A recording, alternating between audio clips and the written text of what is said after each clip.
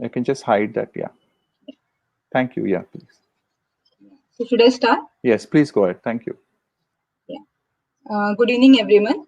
Let me thank the organizers of Sonobus for this opportunity. So today we'll be discussing about the fetal spine. So as we know that fetal spine is a very complex and a vital structure, and it not only supports the body as a whole, but also serves as a conduit for the safe passage of the neural elements, allowing the proper coordination between the brain and the peripheral nervous system. And as Dr. Sanjeev just now said, that these anomalies are quite missed. They are at times very subtle, so we have to be very particular while evaluating the fetal spine. So let's see how to evaluate the fetal spine. How should be our approach to the evaluation of the fetal spine? So with the inverted pyramid of the fetal care, now the evaluation of the fetus, the anomalies has shifted to the first trimester. So right from the first trimester, we start the evaluation of the anomalies, and that spine is included in the same. So during NT scan, we have to evaluate in the mid-cerebral plane, which is a very mandatory thing. Then in the mid-trimester, the evaluation is usually done trans-abdominally. Rarely transvaginal is required when the fetus is in either bridge position or the patient is too obese. On 2D, a prone fetus is an ideal position where we need to evaluate in the sagittal, the axial, and the coronal planes. And we have to remember that in the evaluation of the fetal spine, head is a very integral part of the evaluation protocol. So head examination is must in the evaluation of the fetal spine. And in 3D, multiplanar and surface rendering imaging is used as and when required, and which has helped a lot in the diagnosis of the spinal anomaly. So let's see which views in which view what things we have to see. So first we will see the sagittal view. So the sagittal view actually it's slightly off midline view, where we see two parallel lines. Basically, the ossification center. These are the ossification centers in the mid trimester fetus. So this anterior one is the ossification center of the vertebral body, while the posterior one is the ossification center of the pedicles. These two rows must converge at the sacrum, and then we have to see this sacral lift, which is very important to evaluate the to see for the when we don't see this, then we suspect some sacral anomalies. Then we have to remember that the height of the vertebral body is more than that of the disc. Also, we need to see whole of the skin behind the spine in entire length, and we also need to see that the distance of the subcutaneous area from the skin and this bone is equal throughout. And then we need to also see for the normal curvature and the length of the spine to see the this is the normal evaluation on the sagittal view. This is slide of sagittal view. In the two mid-sagittal plane, basically in the second trimester, the spinous process are non-ossified, and therefore we can do the evaluation of the spinal cord. So how does the spinal cord look? So basically spinal cord is a hypoechoic structure with a central echogenic line. Here you can see the hypoechoic structure with a central echogenic line. And then after that, we need to evaluate the conus medullaris, which is the end part of the spinal cord. So the conus medullaris is a hypoechoic triangular structure. The conus medullaris evaluation is also very important. The position of the conus medullaris, the level of the conus medullaris is must to evaluate in the evaluation of the fetal spine. In the mid trimester, the conus medullaris is at L2 or L3. And the important thing is that the CSF is always posterior to this conus medullaris. Then cauda equina is this echogenic area seen distal to the conus medullaris, and also there is one distance called the conus medullaris to the sacrum distance, and this distance is like in linear relationship with the femur length. So this FL minus 8 is usually this distance. Then how do we count the lumbar? How do we count the vertebrae in the spine to evaluate the conus medullaris? So first there are two ways in second trimester. First, we need to find the last rib, the 12th rib, and that will be the T12, and then we have to count from below, or then from the sacral vertebra. S4 is the ossified vertebra in the second trimester. So from S4, we have to go again cranially, and that will give the evaluation of that will be give with the exact which vertebra, the numbering of the lumbar vertebrae. So in this way, we have to evaluate the vertebra in the mid-serratal plane. In the axial plane, what we have to see is the three ossification centers. These three ossification centers basically form the equilateral triangle, and these ossification centers are equidistant from each other. Inside there is the hypoechoic spinal cord, which is circular, and then we need to see the skin and the subcutaneous area. And while evaluating the spine, we have to take a craniocaudal sweep right from C1 to the S4 vertebra. Then these are various vertebrae at the level of sacral spine, the lumbar, cervical, and the thoracic spine. Actually, the shape of this is slightly different, which at times becomes very difficult for us to evaluate. So at that time, we have to see for the evaluation for the structures which are present, like in the cervical spine, we need to evaluate we can identify the cervical spine with the help of the clavicle, the sacrum by the sacral spine by the help of sacrum. Then lumbar can be identified by kidneys. Thoracic can be identified by lungs, stomach, or heart, whatever. So in this way, the level of this vertebrae can be identified in the axial plane. And in the coronal plane, again, we can see the ossification center of the two arches and the body. Usually they are slightly anterior posterior, or but in very early stage we can see all the three in one plane also. So the lateral ones are the ossification center of the laminae, while the central one is that of the body. So the central one is body, and the lateral one are that of the laminae. In 3D, we can run from the vertebral ossifications of the vertebral body, and then slightly posterior we can see the lamina. And then if you still come back in the third trimester or last trimester, we can even see the spine also. In the coronal view, it is difficult to evaluate the skin and the subcutaneous area. And in the coronal view, we also have to look for the sacral taper and the pelvic bones also. So these are the important things which we need to evaluate in the coronal plane. And then the 3D volume data, the 3D planes can be obtained by single acquisition, and then multiplanar and surface rendering can be used, and we can evaluate the entire spine by navigating the volume data, and then we can give very good pictures which the patients can even understand, and then that can be also helpful for us for the diagnosis of subtle things which we suspect on 2D but are very difficult to reproduce. Now coming to the disorders of the spine, basically that whenever we have to look for any disorders, if we know the embryology, that becomes very useful to understand the pathology. In the spine, basically there are two structures. When we say spine, one is the neuronal element and second is the bony element, that is the vertebral column. So there are 4 steps. First is the gastrulation. What is gastrulation? Basically the embryo in the early stage, it is 2 layered, the ectodermal and the endodermal. When the mesoderm comes inside, that is the stage called gastrulation, because for the formation, the brain and the spinal cord are ectodermal and the vertebral column is mesodermal. So we should understand this, and to form the mesoderm, the process of gastrulation is very important. Then primary neurulation occurs. Primary neurulation means formation and closure of the neural tube.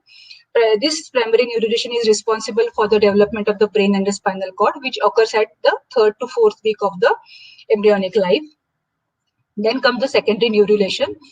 In secondary neurulation, basically the distal sacral and the coccygeal area is formed. The final terminale and the conus medullaris is formed in the process of secondary neurulation, which occurs at around 5 to 6 weeks.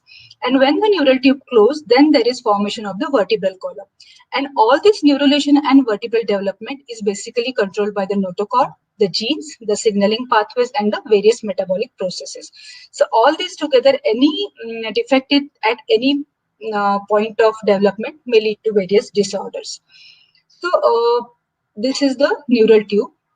The neural tube starts closing if from the center towards the cranial as well as the caudal end. In the caudal end, when the neural tube is not closed, then it leads to the spina bifida. And when the cranial end is not closed, it leads to the anencephaly formation, the acraria anencephaly sequence formation. The secondary neurulation is a different process. Basically, this is responsible for the closed spina bifida. Here, basically, the conus medullaris and the final terminale, they are formed by a very complex process. which is beyond the scope of this time limited talk. So secondary neurulation, basically we should remember that it is responsible for the conus medullaris, final terminale, and the sacral area formation. Then how the vertebra is formed, how the vertebral column develops. So when the tube closes, there are this area near the tube closure, these are called somites. So when the neural tube closes, the notochord develops. The notochord acts as a support or an axis around, which is the central axis to the developing embryo. So the somites, they grow back around this notochord, and these somites from different level, they form the vertebra. These somites at beginning, they form a block like thing, and then it is segmented to form different vertebra. So this is how the vertebra is formed. This is the notochord, and around the notochord, the neural arch, the vertebral column and the neural arches that they develop. So basically, whenever any bone is being formed, first there is cartilaginous bone formation, and then there is ossification to form the actual bone. So there are quantification centers. There are two quantification centers of the body, and then arches form the other four. These quantification centers then develop into one ossification center for the vertebral body and two ossification centers for the laminae or the neural arches. So if there is defect in the quantification and ossification, that will lead to the abnormal development of the vertebral or abnormal development of the vertebrae. We also have to remember that, as I told you, this mesoderm, there are three parts of the mesoderm. One is the paraxial mesoderm, the other is the intermediate mesoderm, and then is the lateral mesoderm. So concurrent development of other systems occur along with the development of this vertebrae. So if the paraxial mesoderm, which is responsible for the development of the vertebral body, if there is defect in this, there is high chances that the intermediate and the lateral mesoderm will also be defective. And the intermediate and the lateral mesoderm are responsible for the development of the urogenital, the pulmonary, and the cardiac system. And therefore, the defect which affects the development of the vertebrae can be responsible for the defect of these organs, and therefore we commonly get the Bacterial syndrome in cases of spinal deformity. So this is the origin of the Bacterial syndrome, and therefore we have to remember that whenever we evaluate any spinal defect, we have to see the cardiac, urogenital, pulmonary system, the GI system, and everything. So the Bacterial defect, the origin of Bacterial defect being associated with this mesoderm, the evaluation is must in every case of the spinal deformity. So here you can see this fetus of 13 weeks. Here is the spine defect. The kidneys were also slightly big. They were also echogenic. And here you can see there was a cardiac anomaly. AVSD was seen in this patient. So there was single umbilical artery also in this patient. So this is the type of the concurrent other defect, the Bacterial association in the patients with spinal anomalies. Now, let's come to the embryological concept of the spinal defect. So the defects can be, as I told you, it can be bony defect or it can be a neuronal defect or the spinal cord defect.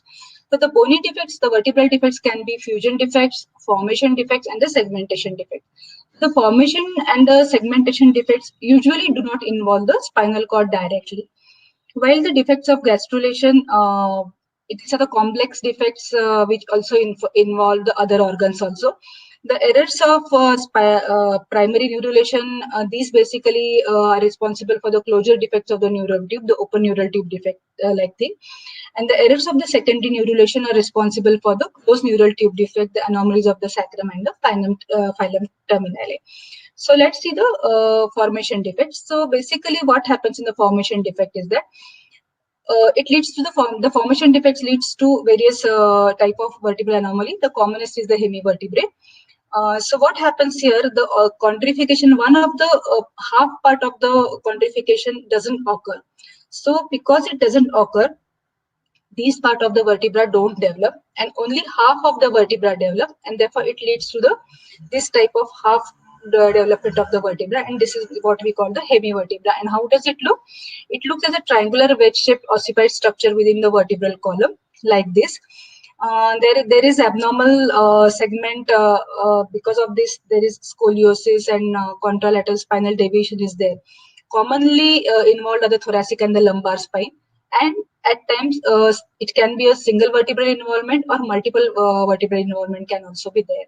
And this is a very good article regarding this, the formation, how the vertebral hemivertebrae are formed and what are the sequelae and like this. So here you can see this is the hemivertebra on the sedentary scan, and on the coronal you can see here the defect is seen, and then on the axial scan you can see this is an equilateral triangle like thing which is very well seen. And here, see, bookmark the things. Here you can see these three equilateral triangle like thing, the three ossification centers equidistant from each other. And at the level of hemivertebra, you can see that this is not equilateral. Only one part of the body of the vertebra is to one side, and then this equilateral triangle is not there. So in axial section, you can see the hemivertebra in this way. So now coming to the segmentation defect. The segmentation is basically because of the failure of the somites. As we have seen that the vertebral body, the somites come and then the vertebrae are formed, and the somites then divide to form a single vertebra. If the segmentation doesn't occur, then the block vertebra results basically. And the block vertebra, the segmentation can be totally absent, or the segmentation can be seen only on one side. Then it will lead to unilateral or like bar like vertebrae or other things, and then they can be very well seen on the ultrasound. Basically 3D will be very much helpful in the evaluation of the block vertebrae.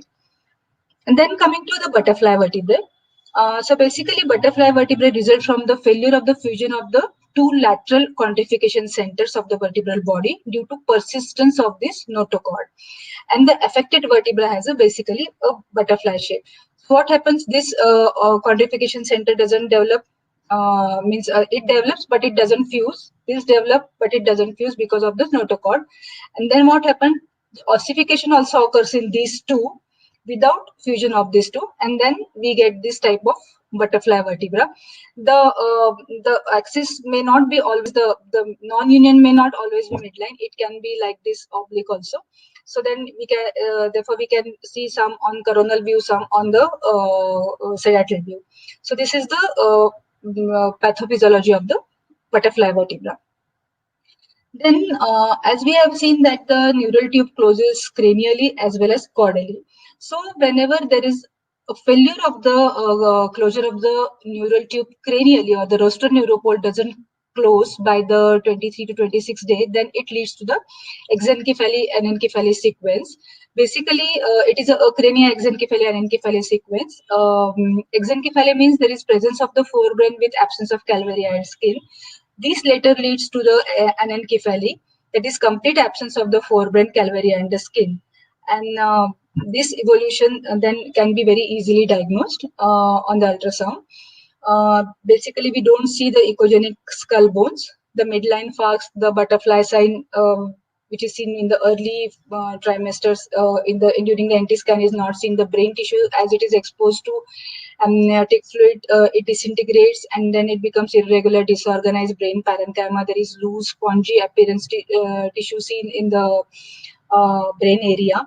And basically in the face we get the absence of the forehead and the crown, and the typical frog sign is seen.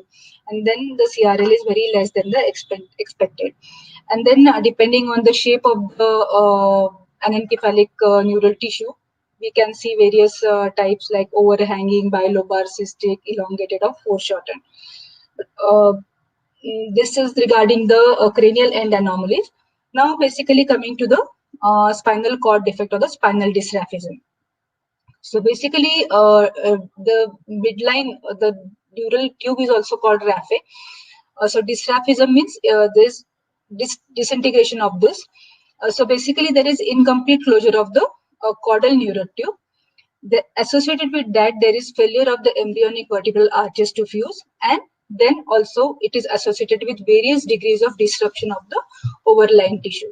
So depending on these three, the spinal cord defects or the spinal dysraphism can be divided into two. That is open spinal dysraphism, also called as open neural tube defect, open spina bifida, or spina bifida aperta. Here, basically, the spinal defects extend to the skin so that the nervous tissue is totally exposed. And in closed spinal dysraphism, the skin posterior to the lesion remains intact. The presentation is with mass or without a mass. When it is with mass, it's very obvious, but when it is without mass, then there are some stigmata like nevus or hairy patches or dimples or pigmentation can be seen. So these are the two major types: the open spina bifida and the closed spina bifida. With diabetic and obese mothers, with anti-epileptic drugs, warfarin therapy, hypervitaminosis A, these all form the high risk factor for the formation of the spina bifida. The recurrence rate is around 1.5 to 3%. But as we also know that the pre-conceptional use of folic acid has highly reduced the prevalence of spina bifida in India. So the folic acid is very important to prevent the spina bifida. And these are the differences between the open spina bifida and the closed spina bifida. The common is the open spina bifida. Closed spina bifida is quite rare. And as we know that in closed open spina bifida, there is absent of the skin, there is CSF leak. Then we get the cherry 2 malformation, the these are the various lesions in open and closed spina bifida. And then we have elevated maternal serum alpha fetoprotein with open spina bifida, and in closed it is usually normal or slightly elevated. When we diagnose the open spina bifida, the open neural tube defect in the first trimester, yes, we definitely can diagnose, but it is a very challenging diagnostic and you have to be very alert. There are certain direct signs and indirect signs. Direct signs, we can visualize the spinal defect, and therefore, with the first trimester anomaly scan, the evaluation of the spine is very important. So we see the spinal defect directly. We see the discontinuity of the skin, and the defect may be a cystic lesion or echos and anything like in the cystic lesion.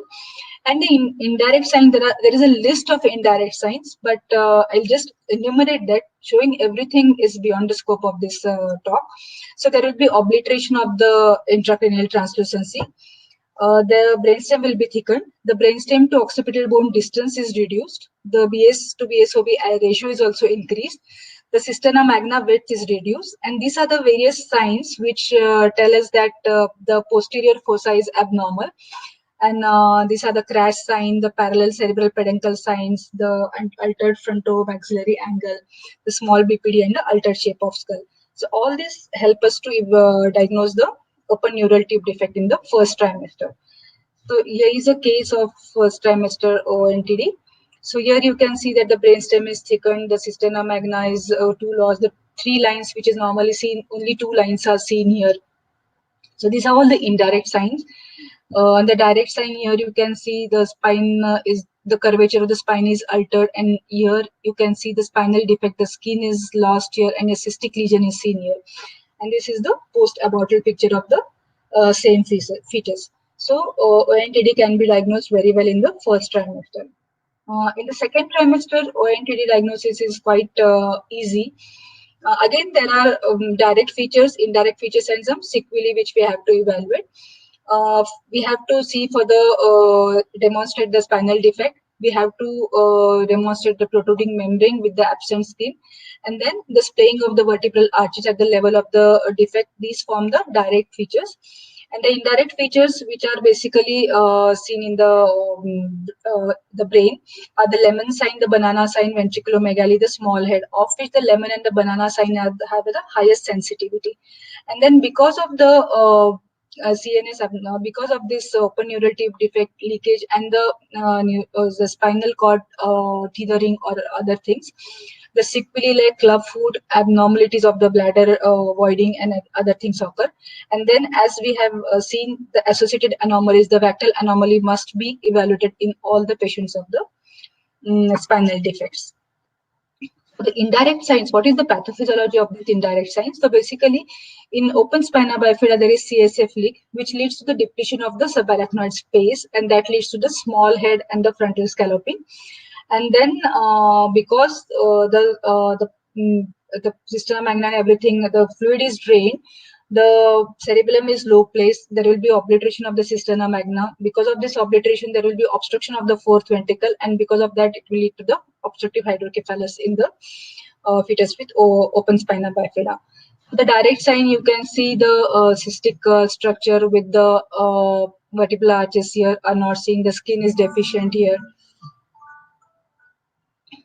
Here you can see the splaying of the vertebral arches. On coronal, you can again see this vertebral arches. They are like quite apart. Here you can see the skin is deficient, and then the indirect signs here, like the lemon sign, the shape of the skull is like lemon shape, the cerebellum is banana shaped here, and then you can see the hydrocephalus here. At times you can see the herniation of the tonsillar cerebellar tonsil here, and this is the coronal view just to demonstrate the splaying of the vertebral arches. This is the normal one, and here you can see the splaying of the vertebral arches in the case of ONTD. Phonographic assessment of the neural tube defect is basically very important from counseling point of view. Here we need to determine the level of the defect.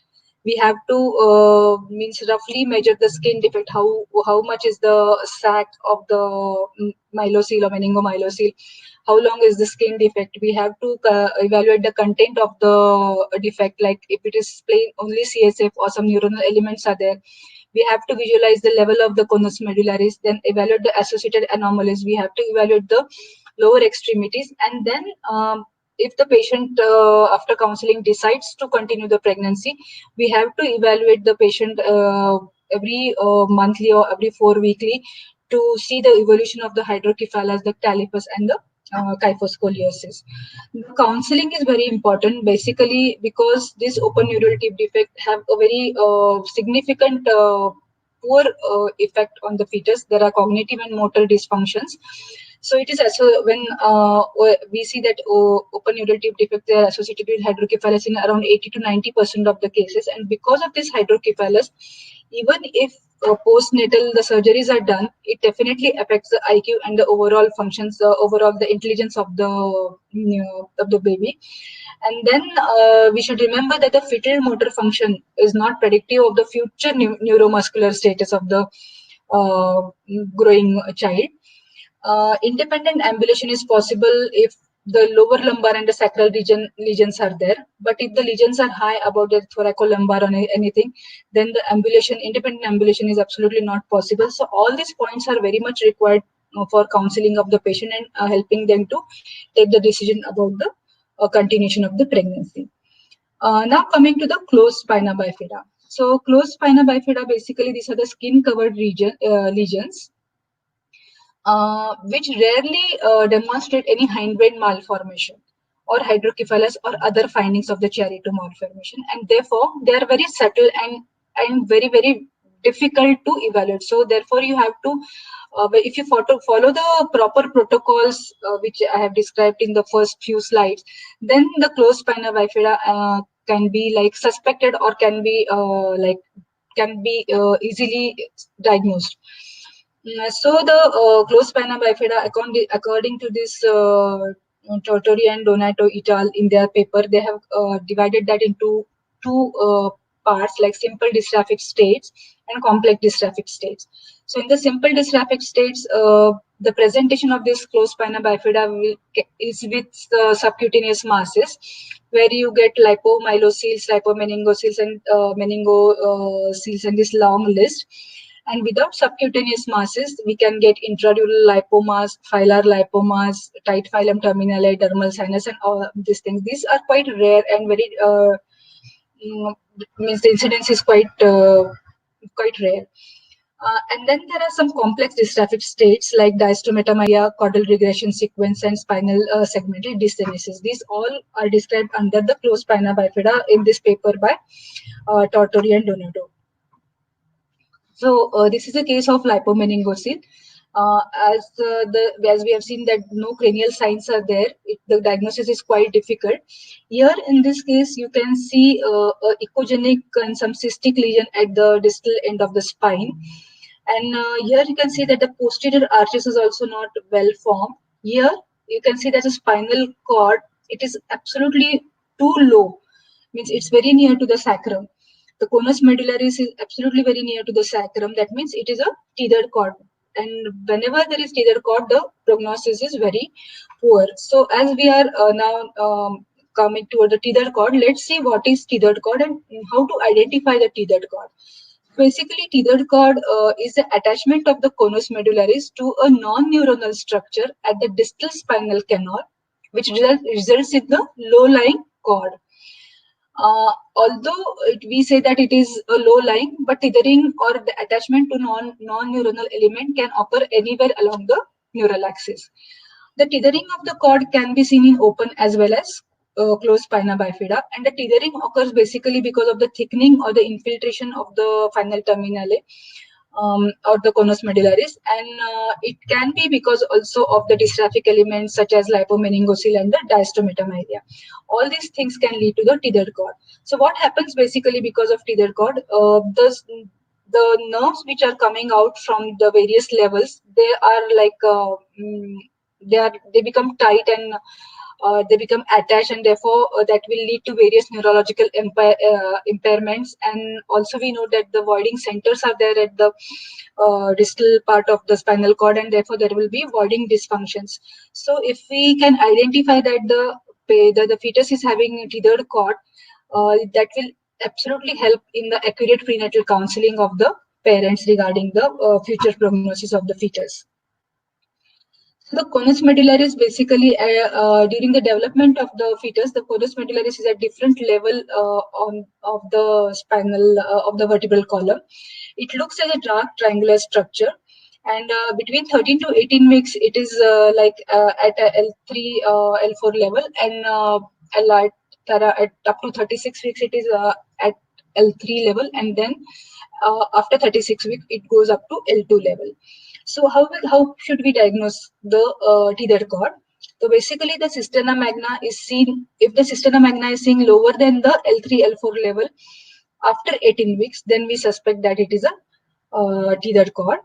Then the distance between the conus and the last ossification center of the spine. So this distance from the conus to the last ossification center of the spine. So it is the last ossification center of the spine is S4 in second trimester. So if this distance is FL minus 8, then it is normal. This was by the Hofmann, the paper by Hofmann, they evaluated the things and they found a linear correlation between the FL and the distance of this cord to sacrum.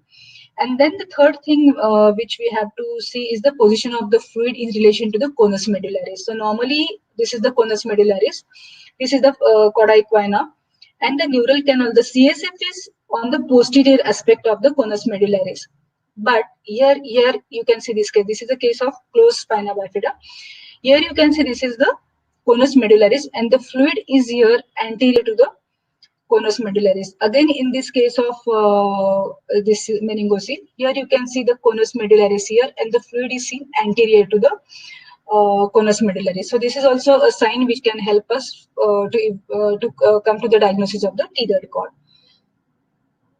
Then coming to the complex dystrophic state, the example of which is the diastometamylia. So diastometamylia is basically a partial or a complete vertical splitting of the spinal cord. And the splitting is basically the cleft is by a fibrous or a bony spur. So if it's a bony spur, it is easily seen. Fibrous spur is quite difficult to see. There is widening of the spinal canal in the coronal plane. So here you can see that in the coronal, the spinal canal is widened. Here the spinal canal is widened. In the axial, you can see this echogenic line in this vertebral column here. And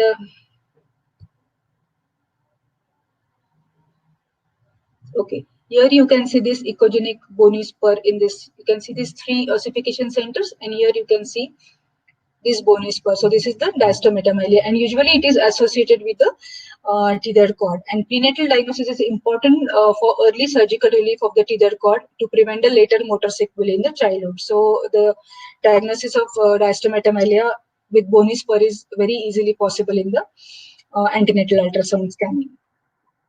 Then caudal regression syndrome. So it is commonly associated with very poorly controlled type 1 diabetes mellitus during embryogenesis.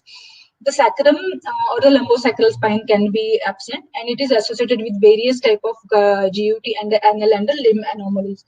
So here you can see in this fetus, the spine can be seen only till the lumbar, and the later sacral spine is absent here. The sacrum is not seen here. This was associated with single umbilical artery, and only a single kidney was there. There was CTEV in this fetus. This is the spine. This is the other case which I have taken from the books. So on MRI can be helpful if we are in suspicion. So the spine here you can see the sacrum is absent, and then it is associated with the limb defects. So this is about the caudal regression syndrome. And segmental spinal dysgenesis. This is also a complex type of spinal dysraphism, where basically there is dysgenesis or agenesis of the whole segment of the spine. And on ultrasound, we get abnormal spinal curvatures, multiple vertebral segmentation defects, as well as asymmetric ribs are seen, as seen here. Then there are abnormal curvature of the spine. There can be kyphosis, scoliosis, lordosis. It is totally deformed, and it is commonly seen with the limb body wall complex or OEIS and vectoral or amniotic band syndrome. So here you can see this is the multiple. This is a case where the total segment of the spine is totally dystrophic and associated with again anencephaly and all these things. So to conclude, we have to understand the embryological basis of the fetal spine development, which is very helpful in the diagnosis and most helpful in the counseling of the parents. We have to remember that the first trimester diagnosis of spinal anomaly is absolutely possible with meticulous guide evaluation with proper protocol and guidelines. We have to evaluate the spine from the cervical to the sacral, its lateral, axial, and the coronal planes. Abnormal curvature, shortening of the spine, and widening of the arches is a clue to the spinal anomalies. And then we have to remember the vectoral association. With every spinal defect, we have to evaluate all the vectoral related structures. And it is essential to understand the sequelae of the spinal defects to counsel the parents and manage the neonates. Thank you very much for your patient listening.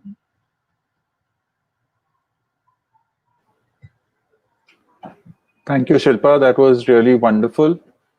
And for those who have missed out on this lecture or come in late, you can still see this lecture on YouTube live. It will be on for at least a week from today. Our next lecture on the series will be on Tuesday, which will be at 8 o'clock. And this will be by Dr. Manjari Gupta. She will be talking on ultrasound of the endometrium. Today also is our last day for poster and paper submissions. It is until midnight. We are accepting papers. More than 100, 125 papers and posters have already come in.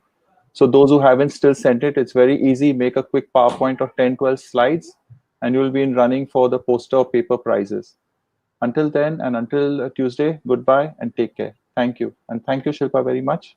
Yeah, thank you. Bye-bye. Bye. Thanks.